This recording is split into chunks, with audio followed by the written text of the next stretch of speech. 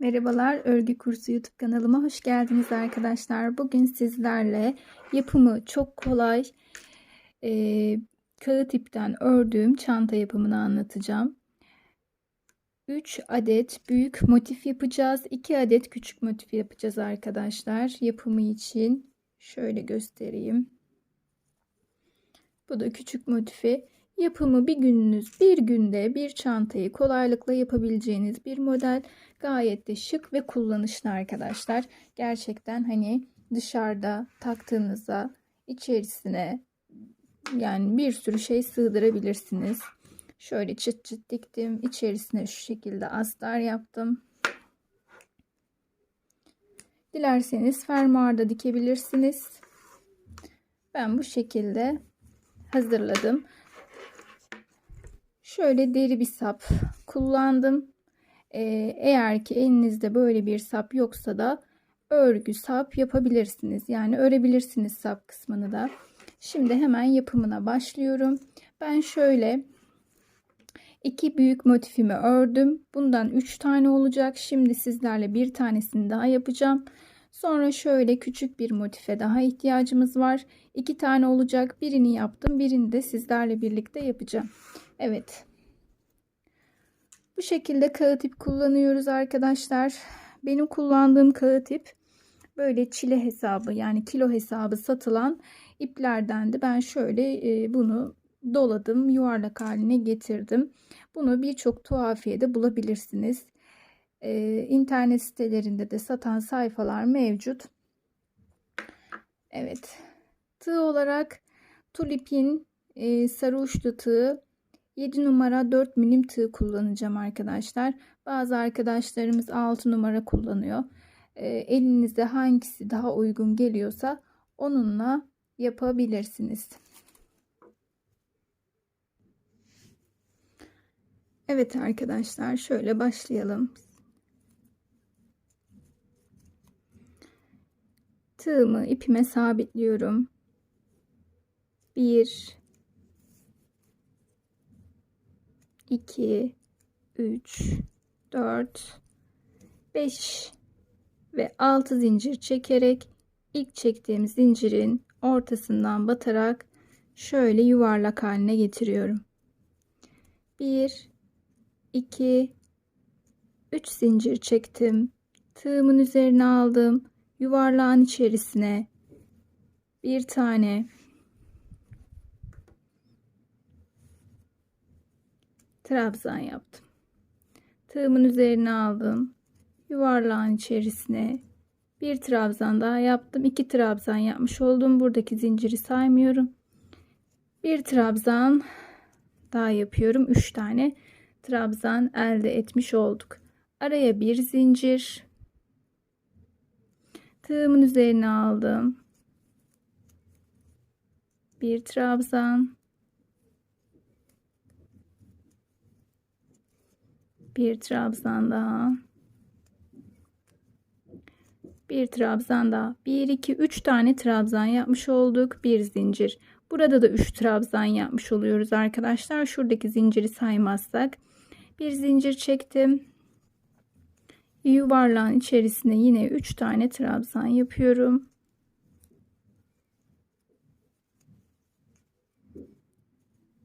Bir zincir.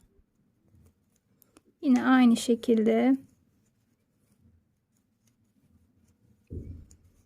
3 trabzan daha yapıyorum. Bir zincir. 1 2 3 4 6 tane yapacağız bu şekilde arkadaşlar. 6 tane üçlü trabzan, aralara birer zincir yapıyoruz. Şimdi 1 2 3 4 5 oldu. 3 tane daha yapalım. Motiflerimiz altıgen olacak arkadaşlar. Bir zincir çektim. Evet. Gördüğünüz gibi şu zincir hariç 3 trabzan yaptım. Araya bir zincir çektim. 3 trabzan yaptım. Araya zincir çektim. Bu şekilde 1 2 3 4, 5, 6 tane yaptık. Şimdi buradaki zincirimin tepe noktasından kaydırma yaparak birleştiriyorum arkadaşlar. Şimdi buradaki boşluğa geçeceğim. Bakın bir zincir çektiğimiz. Oraya geçerken kaydırma yaparak geçiyorum. Ve 1, 2, 3 zincir çektim arkadaşlar. 3 zincir çektim. Tığımın üzerine aldım. Buradaki boşluğun içerisine bir trabzan yapıyorum. Aynı yere bir trabzan daha yapıyorum.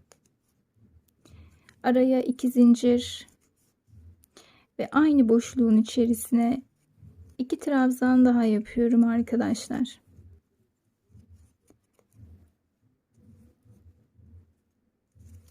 Baştaki zinciri saymıyoruz hiçbir şekilde. Şöyle 2 trabzan, 2 zincir, 2 trabzan. Şimdi bir zincir çekiyorum buradaki boşluğa geçmek için ve yine 1,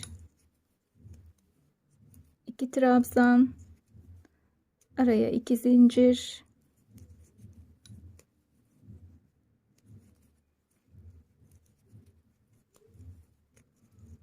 iki trabzan. Bu şekilde arkadaşlar tamamlayalım sıramızı.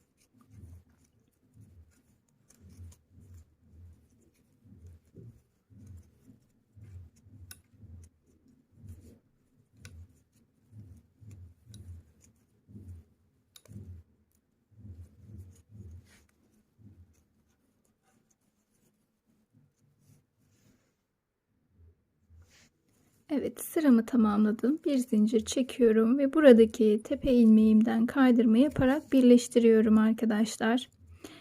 Yine kaydırma yaparak buradaki boşluğa geldik.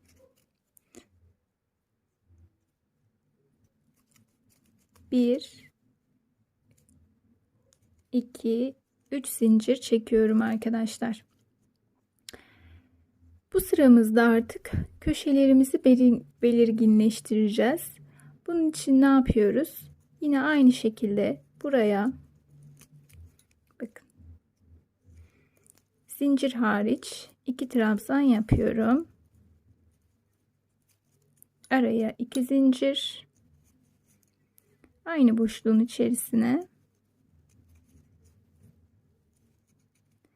2 trabzan daha yapıyorum. Şimdi araya bir zincir çekiyorum. Şuradaki boşluğa 3 tane trabzan yapıyorum. 1, 2, 3. Araya bir zincir. Bakın şu ikilinin arasına geldim. İkililerin arasına aynı işlemi yapıyoruz. Şuradakine 3 trabzan yaptık.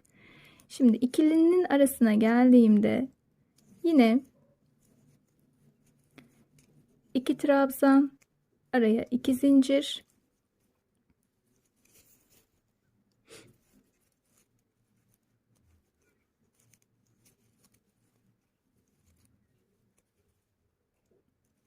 iki trabzan. Şimdi bir zincir, buraya 3 tane trabzan yapıyoruz. Bir alttaki tek zincir çekip geçtiğimiz yerlere 3'er tane trabzan yapıyoruz. Bakın. Bu şekilde ne yaptık? Birinci köşemiz, ikinci köşemiz, üçüncü köşemiz olacak. 4, 5 ve 6. 6 tane köşemizi oluşturmuş olacağız. Sıra sonuna kadar bu şekilde devam edelim. Evet, sıra sonundaki son üçlü trabzanımı da yapıyorum. Kağıt iple örmek gerçekten çok zor oluyor. El yoran bir ip. Bu yüzden elinizi serbest bırakmaya çalışın. Ben biraz sistemsizce sıkı yapıyorum. O yüzden 7 numara tığ kullanıyorum arkadaşlar. Hani biraz daha serbest bırakabilmek için. Şimdi bir zincir çekiyorum ve buradaki zincir tepemden kaydırarak birleştiriyorum. Ve yine buraya kaydırarak geçiyorum. Bakın Gördüğünüz gibi arkadaşlar birinci köşemiz, ikinci köşemiz, 3, 4, 5 ve 6 köşe bu şekilde oluşturmuş olduk. 1, 2, 3 zincir çekiyorum. Aynı işlemi yapıyorum yine. Buraya 2 trabzan. Araya 2 zincir.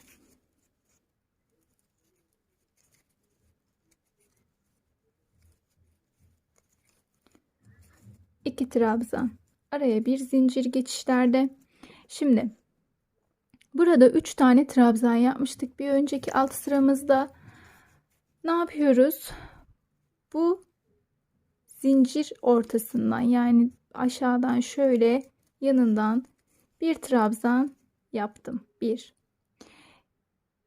Üçlü trabzanlarımızın tepesine 1, 2, 3 tane de tepelerine batarak trabzan yapacağız.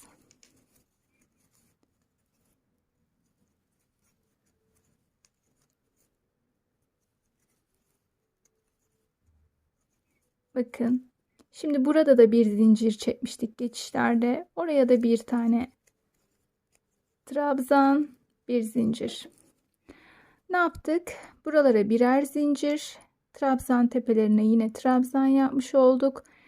1, 2, 3, 4, 5. Şimdi 3'tü, 5 oldu arkadaşlar. Bu sıra hep bu şekilde devam edecek. Geçişlerde bir zincir.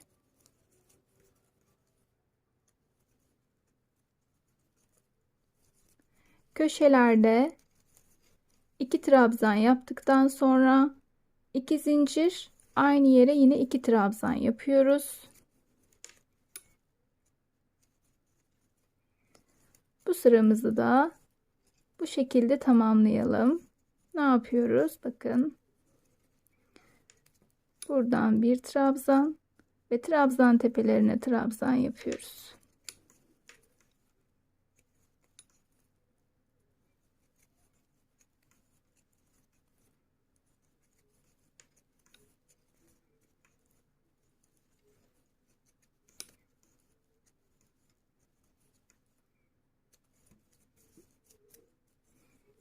Gördüğünüz gibi arkadaşlar. Evet, sıra sonuna geldim. Sıra sonuna geldiğimde kaydırma yaparak birleştiriyorum. Kaydırma yaparak boşluğa geliyorum. Her zamanki gibi 3 zincir yapıyoruz. Evet. Şimdi arkadaşlar sistem bu şekilde devam edecek. Köşelerimizi hep bu şekilde yapacağız. Mesela ilk sıramızda 3 trabzandı. Sonra 5 trabzan oldu. Şimdi bu sıramızda 7 trabzan olacak. Sonra 9 ve 11. Şöyle göstereyim bakın. 3 böyle 1, 2, 3, 4, 5. Diğer sırada sonra 6, 7, 8, 9, 10, 11.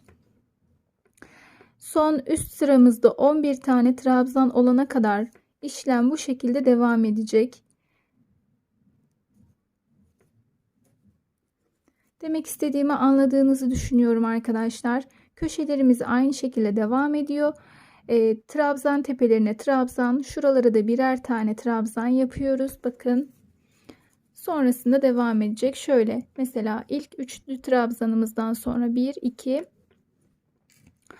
3, 4, 5. 5 sıra örmüş olacağız sonrasında. Yani bu sıradan sonra 2 sıra daha öreceğiz. Şöyle göstereyim size bir kere daha.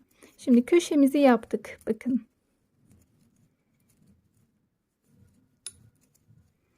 Geçişlerde bir zincir çekiyoruz. Geldim buradaki 5 tane trabzanımın olduğu yere. Burada bir önceki geçiş zincirine bir tane geçiş zincir yapıyoruz ya. Oraya bir trabzan ve 5 tane trabzan yapmıştık. Onların üstüne gene 5 tane trabzan yapıyoruz sırasıyla.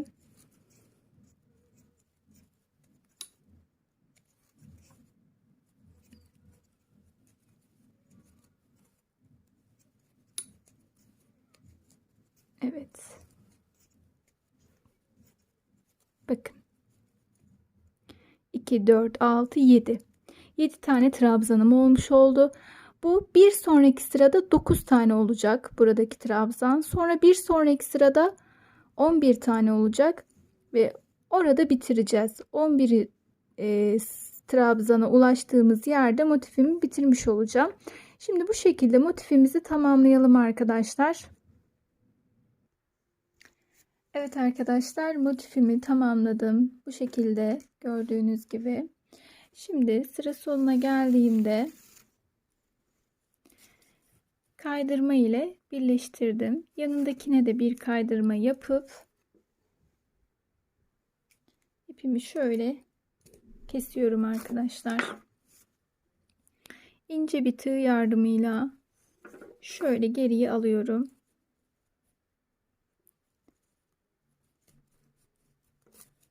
Geriye doğru saklama işlemi yapıyorum.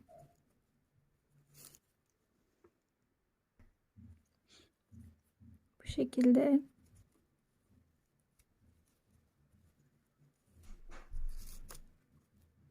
Evet. Fazlalık ipinizi koparabilirsiniz.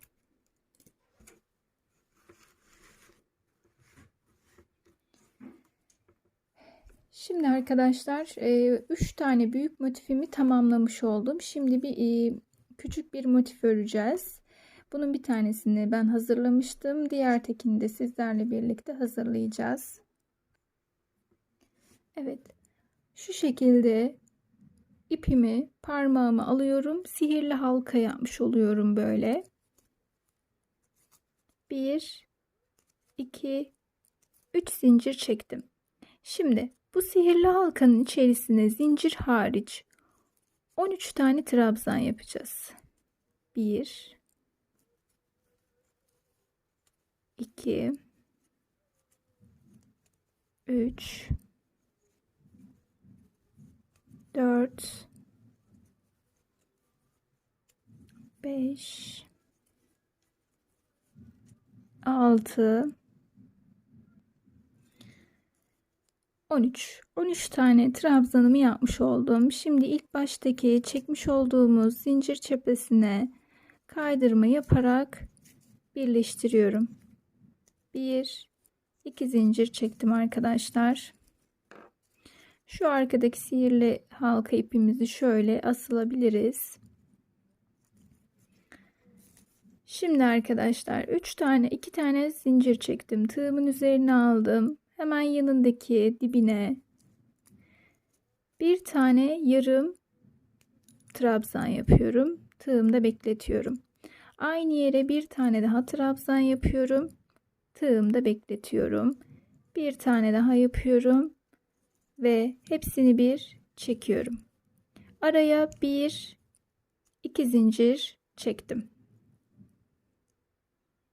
Bakın.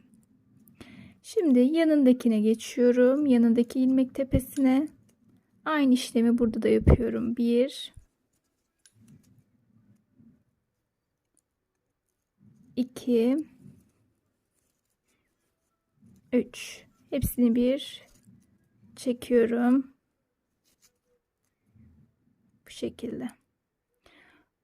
Toplamda hepsini tepesine yapacağımız için arkadaşlar 13 tane bu şekilde hazırlamış olacağız.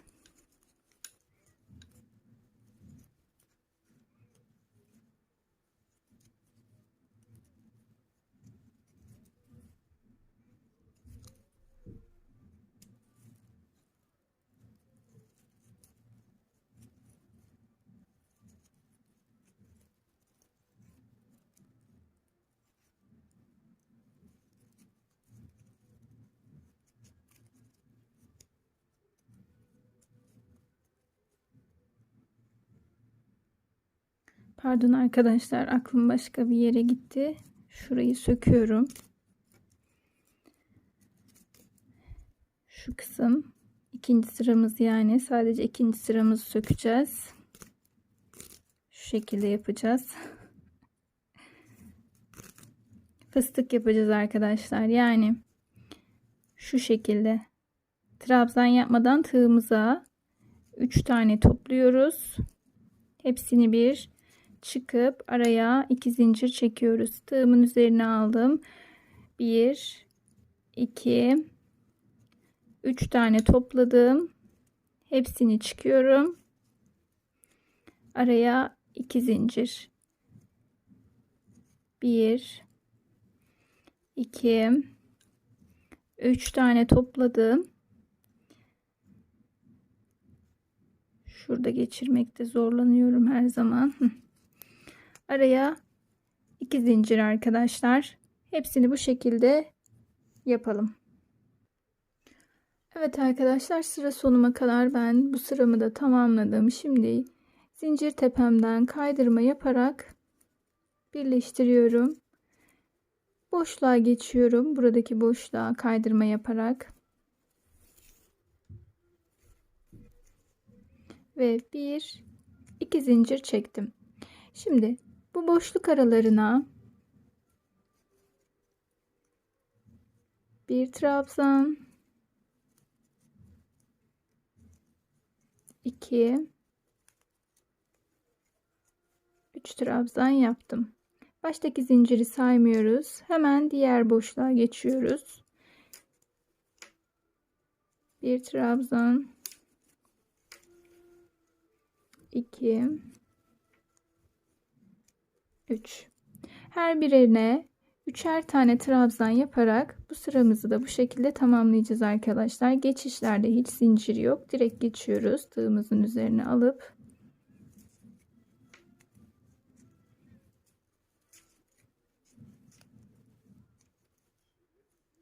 sıra sonuna kadar tamamlayalım.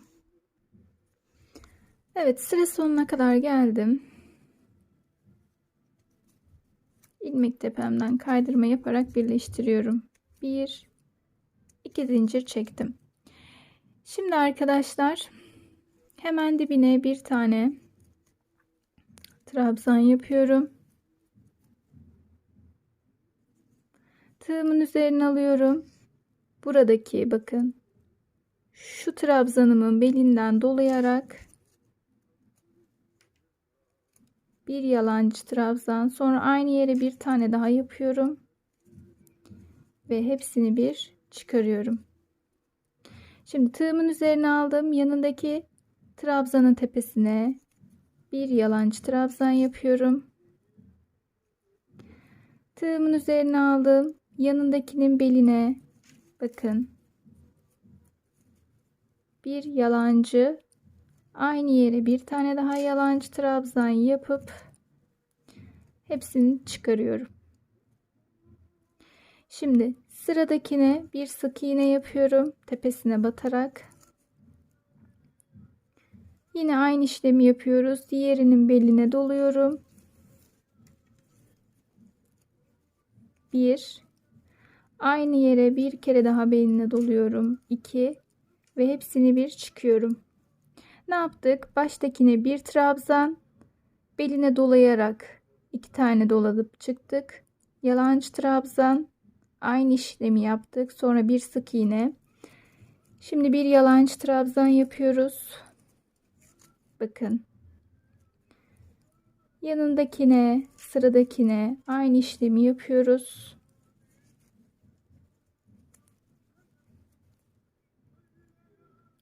Sık iğne, yalancı trabzan, trabzan. Gördüğünüz gibi. Şimdiki sıramızda ise 2 kere beline doluyoruz. Tığımızın beline 2 kere doluyoruz. Sıradakine geliyoruz ve 1 2 3 seferde çıkıyoruz. Araya 2 zincir çekiyoruz. 2 kere tığımın üzerine doluyorum. Aynı yere yine batıyorum ve 3 seferde çıkıyorum. Böylelikle bir tane köşe oluşturmuş oluyoruz arkadaşlar. Şimdi bundan önce bir trabzan yapmıştık. Sonrasında da bir trabzan yapıyoruz. Sıradaki trabzanımızın tepesine. Bakın. Şimdi tığımın üzerine aldım. Sıradakine geldim. Bu sıraları takip edin arkadaşlar. Bakın. 1 Aynı şeye beline doluyorum. Aynı şekilde 2 ve hepsini bir çıkarıyorum. Başta bir trabzandı. Modeli yaptım lastiği. Şimdi yanındakine bir yalancı trabzan. Şimdi beline doluyorum alttakinin. Bir. Aynı yere bir tane daha. Hepsini bir çıkarıyorum. Burada yalancı trabzan yapmıştık. Şimdi sık iğne yapıyoruz. Bir tane sık iğne yapıyoruz. Sıradakini aynı şekilde belinden dolayarak 2 kere dolayarak lastiğimizi yapıyoruz.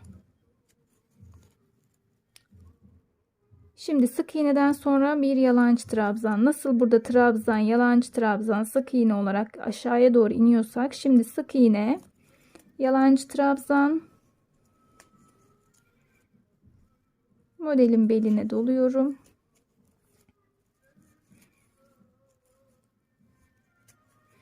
Şimdi trabzan. Bakın. Trabzanı yaptıktan sonra tığıma 2 kere doluyorum. Sıradakinin beline dolayarak 3 de çıkıyorum. Araya 2 zincir. Tığıma 2 kere doluyorum. Yine belinden alarak 2 seferde, 3 seferde çıkıyorum.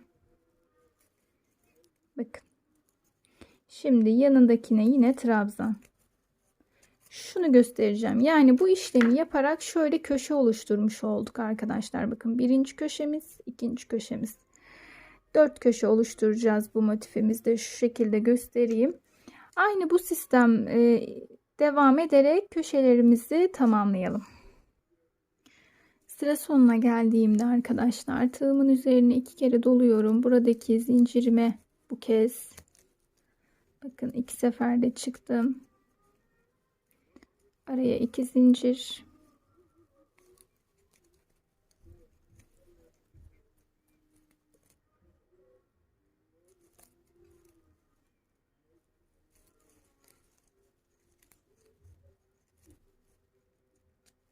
Evet.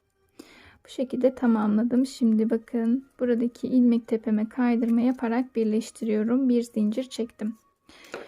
Şöyle göstereyim bakın. 4 köşemi bu şekilde oluşturmuş oldum. Şimdi son sıramızı yapıyoruz. Son sıramızda her ilmek tepesine birer tane sık iğne yapıyoruz. 1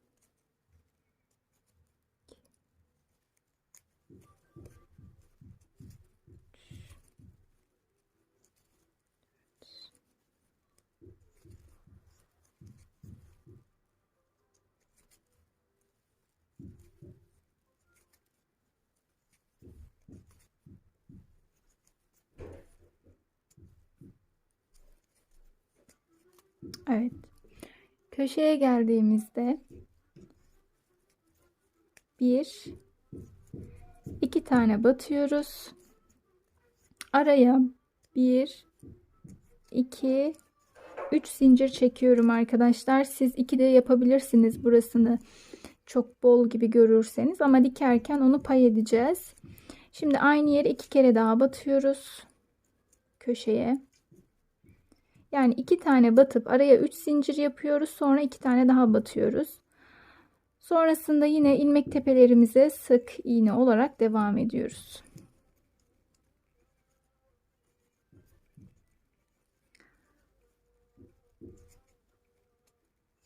Bakın. Bu şekilde diğer köşelerimizi de aynı şekilde yapalım, tamamlayalım. Sıra sonuna geldiğimizde buradaki köşeyi yaptıktan sonra yanında bir tane daha sık iğne yapıyoruz arkadaşlar. Sonra birleştirme ilmeğimin tepesinden kaydırarak birleştiriyorum. İpimizi koparalım.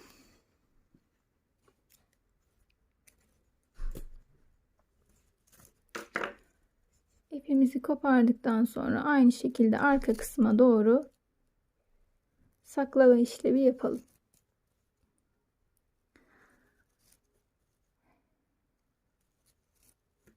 Evet. Sonrasında da şu şekilde arasından geçirip ben ipimi koparıyorum. Gördüğünüz gibi arkadaşlar bu motifimizi de hazırlamış olduk. Şimdi evet, şimdi çantamızın birleştirme kısmına geldik arkadaşlar. Bu şekilde kağıt ipten ördüğümüz modellerin çanta yapımını sonradan ütü yardımı ile düzgünleştirebiliyoruz. Ben şimdi çantamı dikmeden önce ütü yardımı ile motiflerimi arka kısmından, yani ön yüzünden değil arka kısmından ütünün en düşük ayarında küçük küçük minik bir ütüleme yapacağım. Şöyle.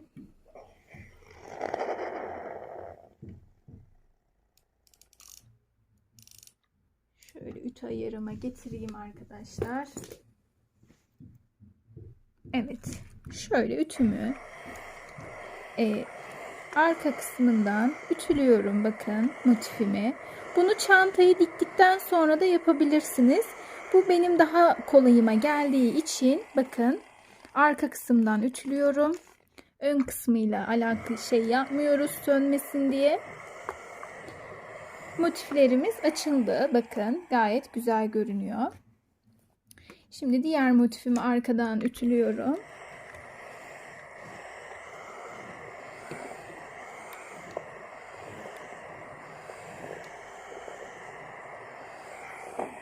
Bakın ön taraftan değil arka yüz kısmından çantamı dikmeden önce ütülüyorum. Bunu da ütüledim. Şimdi sıradakini aldım.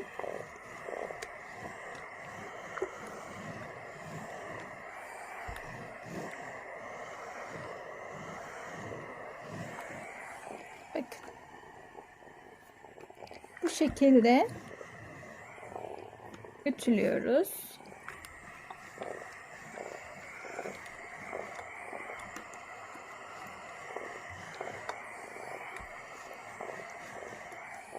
Gördüğünüz gibi.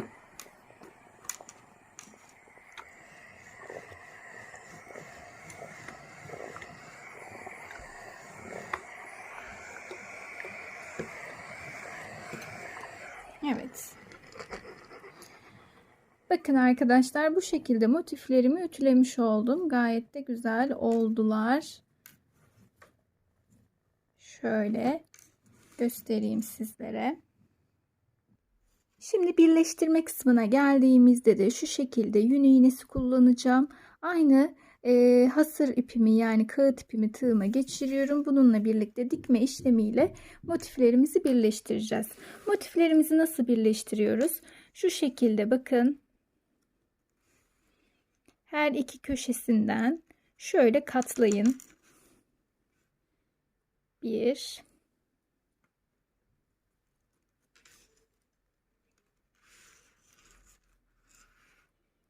2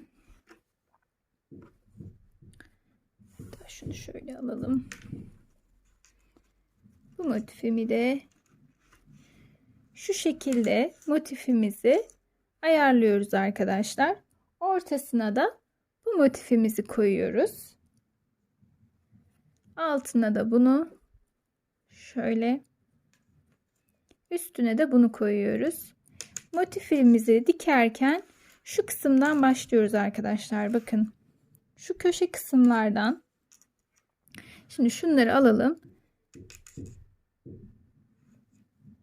Bakın. Şuradaki köşeden tığımı geçiriyorum. Pardon, iğnemi. Sonra buradaki köşeden şu şekilde geçiriyorum. Asılıyorum. Biraz pay bıraktım. Onu en sonunda nasıl yapacağımı göstereceğim. Şimdi 2 tane dalımız var. Şu iç daldan bu iç dala şu şekilde alıyorum arkadaşlar.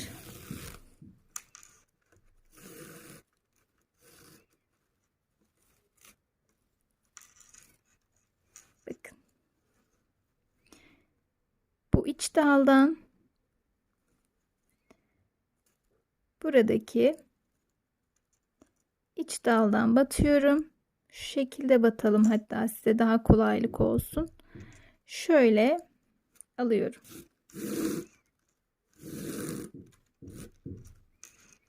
Bakın. Bu iç dal, buradaki iç daldan şu şekilde geçiriyorum. Bunun bir sürü tekniği var. Dikme teknikleri mevcut arkadaşlar. Ben bu şekilde bir önceki çantamı da bu şekilde birleştirmiştim. Aynısından kendim de kullanıyorum. Kullanımı da gayet güzeler. Bu. Bu yani. Birleştirmemiz bu şekilde olacak arkadaşlar.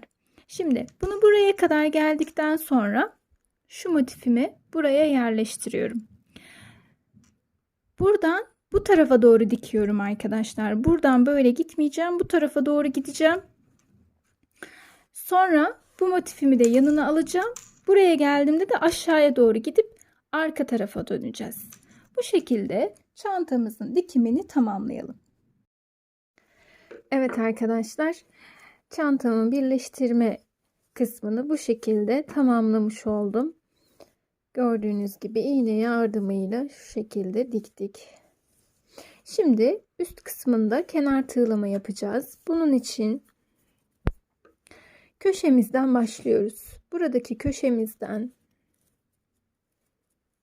şöyle ipimi alıyorum. Bir sık iğne yapıyorum. Yanına bir tane daha sık iğne yapıyorum. Sonrasında ise her ilmek tepesine sık iğne yaparak baştan sona kadar geliyorum. Bakın.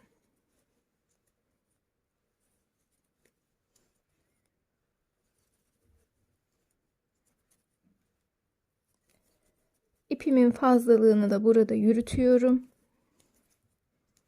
İlmek altından.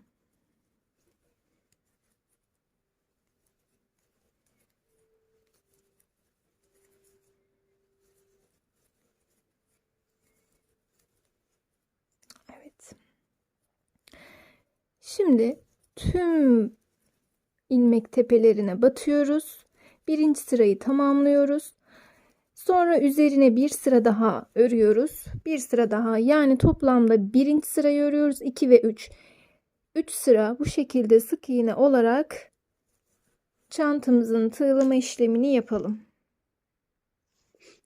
Evet arkadaşlar, toplamda 3 sıra sık iğne olarak sıralarımı tamamladım. Şimdi en son şimdi bir kaydırma tekniğiyle şurada birleştirmemizi yapıyoruz. Şimdi hepsini kaydırma yapıyoruz. Tüm ilmek tepelerinden arkadaşlar. Bu sıramızı da bu şekilde tamamlayalım. Son sıramız, hepsine kaydırma yapacağız.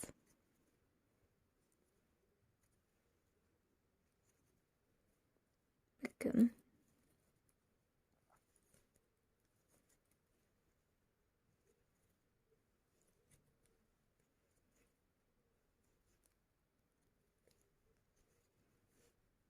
Sıra sonuna kadar gelelim. Evet arkadaşlar, kaydırmamızı da bu şekilde tamamlamış olduk. Çantamız bitti. Şimdi iç astar yapımı olacak. Onu nasıl yapıyoruz arkadaşlar? Bu tarz çantalarda astarı çantamızı dıştan kaplayacak şekilde ölçüsünü alıyoruz. Sonradan içerisine ister makine yardımıyla, isterseniz elinizin yardımıyla, iğne yardımıyla dikebilirsiniz. Sonrasında arkadaşlar ben böyle hazır çanta sapı kullanıyorum. Sizler dilediğiniz şekilde kullanabilirsiniz. İsterseniz örgü olarak da yapabilirsiniz. Örgü çanta sapları olarak YouTube'da da bir sürü videolar var. Onlardan bakarak dilediğiniz sap şeklini bu çantaya uyarlayabilirsiniz. Örneğin ben şöyle bakın geçli çanta sapları kullanıyorum. Şöyle güç yardımıyla bakın şu şekilde takıyorum. Aynı işlemi diğer uçta yapıyorum. Bunları tuhafiyelerden bulabilirsiniz arkadaşlar. Tuhafiyelerde satılıyor ve gayet sağlam ve kullanışlı oluyor. Sonrasında ise ağız kısmına çıt çıt kullandım.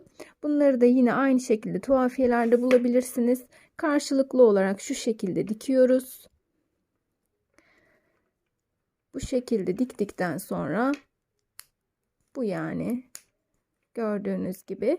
Şimdi videom çok fazla uzamasın diye bunu bu şekilde tamamladım. Umarım videom faydalı olmuştur arkadaşlar. Bir sonraki videoda görüşmek dileğiyle. Hoşça kalın.